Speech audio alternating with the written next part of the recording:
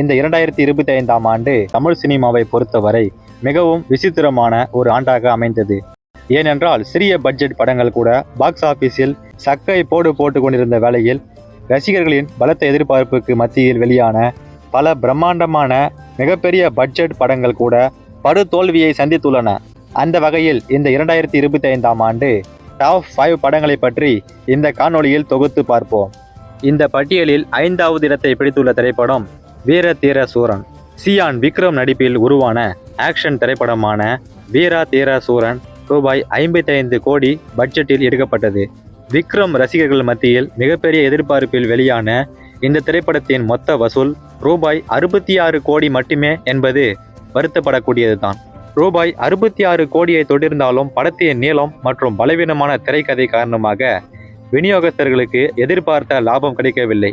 இதனால் வர்த்தக ரீதியாக இந்த படமும் தோல்வி படமாகவே கருதப்படுகிறது. மொத்தத்தில் 2025ஆம் ஆண்டு நட்சத்திரங்களையும் பிரம்மாண்டத்தையும் விட கதைக்கும் திரைக்கதைக்கும் தான் ரசிகர்கள் முன்னுரிமை அளிக்கிறார்கள் என்பதை மீண்டும் ஒரு முறை ஆணித்தரமாக உணர்த்திவிட்டது. அடுத்ததாக இந்த பட்டியலில் 4வது இடத்தை பிடித்துள்ள திரைப்படம் குபேரா. தனுஷ் நடிப்பில் உருவான பேன் இந்திய திரைப்படமான குபேரா ரூபாய் 120 கோடி மதிப்பில் பிரம்மாண்டமான பட்ஜெட்டில் தயாரானது. ஆனால் இந்த படத்தின் மொத்த வசூல் ரூபாய் 115 கோடி முதல் ரூபாய் 130 கோடி வரைதான் என்பது மிகவும் வருத்தப்படக்கூடிய தகவல். இதனால் குபேரா திரைப்படம் தயாரிப்பாளர்களுக்கும் விநியோகஸ்தர்களுக்கும் மிகப்பெரிய நஷ்டத்தை தான் கொடுத்தது. அனைத்து மொழிகளிலும் கவர வேண்டும் என்கிற முயற்சியில் சரியான திரைக்கதையை அமைக்க தவறியதால் இந்த திரைப்படமும் எதிர்பார்த்த வெற்றியை பெறவில்லை. அடுத்ததாக இந்த பட்டியலில் 3வது இடத்தை பிடித்துள்ள திரைப்படம் ரெட்ரோ. சூர்யா மற்றும் கார்த்திக் சுப்புராஜ் கூட்டணியில் உருவான ரெட்ரோ திரைப்படத்திற்கு மிகப்பெரிய எதிர்பார்ப்பு இருந்தது.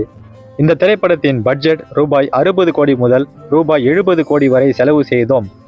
இந்த திரைப்படத்தின் மொத்த வசூல் ரூபாய் 80 கோடி முதல் ரூபாய் 90 கோடி வரை மட்டுமே வசூலித்ததால் தயாரிப்பாளர்களுக்கும் விநியோகஸ்தர்களுக்கும் எதிர்பார்த்த அளவுக்கு லாபம் கிடைக்கவில்லை. கதையில் புதுமை இல்லாததும் வழக்கமான கேங்ஸ்டர் ஃபார்முலாவும் ரசிகர்களை திரையரங்கிற்கு இழுக்க தவறிவிட்டன. அடுத்ததாக இந்த பட்டியலில் 2வது இடத்தை பிடித்துள்ள திரைப்படம் தக் லைஃப்.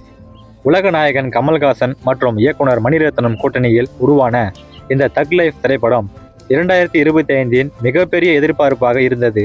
சுமார் ரூபாய் 280 கோடி பட்ஜெட்டில் உருவான இந்த திரைப்படம் வெறும் ரூபாய் 97 கோடி மட்டுமே வசூலை ஈட்டி கொடுத்து தயாரிப்பாளருக்கு பெரும் அதிர்ச்சியை ஏற்படுத்தியது. 30 ஆண்டுகளுக்கு பிறகு மணிரத்னம் கமல்ஹாசன் கூட்டணியில் இந்த திரைப்படம் வந்திருந்தாலும் பலவீனமான திரைக்கதை மற்றும் தெளிவற்ற கதைப்போக்கு காரணமாக ரசிகர்களை இந்த திரைப்படம் ஏமாற்றியது என்பதுதான் நிதர்சனமான உண்மை. இந்த ஆண்டின் மிகப்பெரிய நிதி இழப்பாக இந்த திரைப்படம் தான் அமைந்திருக்கிறது. இந்த பட்டியலில் முதலிடத்தை பிடித்துள்ள திரைப்படம் விடாமுயற்சி. நடிகர் அஜித்குமார் நடிப்பில் நீண்ட நாட்களாக சுமார் 2 வருடங்களாக இந்த திரைப்படம் நடித்து கொண்டு வெளியிடாமல் இருந்த இந்த திரைப்படம் ரூபாய் 138 கோடி செலவில் உருவாக்கப்பட்டது. ஆனால் இந்த திரைப்படத்தின் மொத்த வசூல் ரூபாய் 136 கோடி மட்டுமே.